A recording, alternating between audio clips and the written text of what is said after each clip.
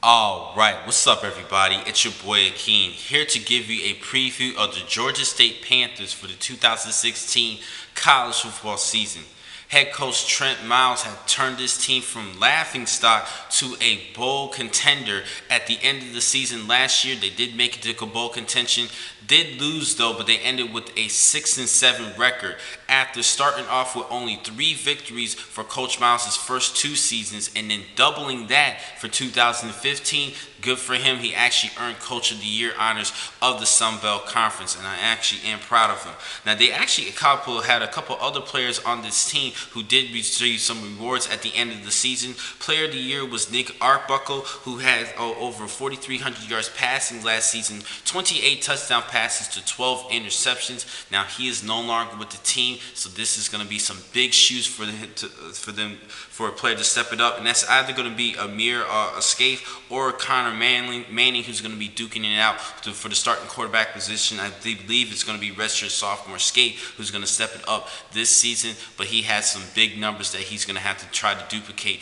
this upcoming season. But he does have the help of return player and freshman of the year honors in Penny Hart, who did lead the team with 1,099 yards receiving, and second leading wide receiver in Robert Davis with 980 yards. Both these two teammates were actually first team all-conference players at wide receivers. Good for them. Hopefully they can help the quarterback this upcoming season as well to try to get this team back into bowl contention.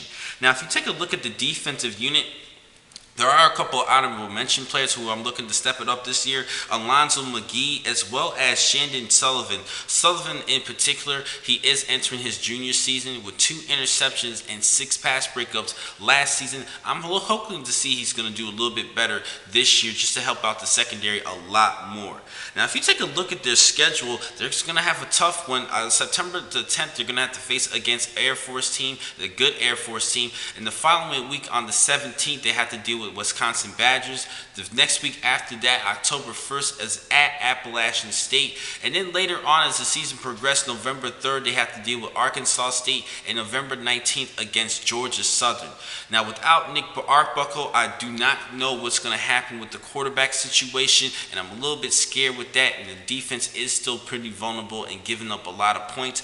And giving up some points, not too much. They did win some games last season, but I'm very scared because if Nick Arbuckle was back this upcoming season, then I see them being more of a contender to even possibly winning a Sun Belt championship. But I don't really see that happening. I think this team is really going to go down this season. I think they're going to go 4-8 this year. 5-7 at best, but I do not see him making it back to bowl contention, only because I don't really know the situation and not feel comfortable with the quarterback situation and filling out replacement for Nick Arbuckle. Hopefully Escape can definitely replicate the numbers that Arbuckle did, but I don't really see that happening. Even with the return of Penny Hart and Robert Davis, it's still a very scare. Also, this team did not do well last season in running the football, so that's just another scare for them. I don't see them doing what they did last season this year. Now, the next time I'm going to catch you guys will be in just a couple of minutes. I have 7 more blogs for today. Thank you for watching this blog. I'm your man, Akeem McCall. Be easy.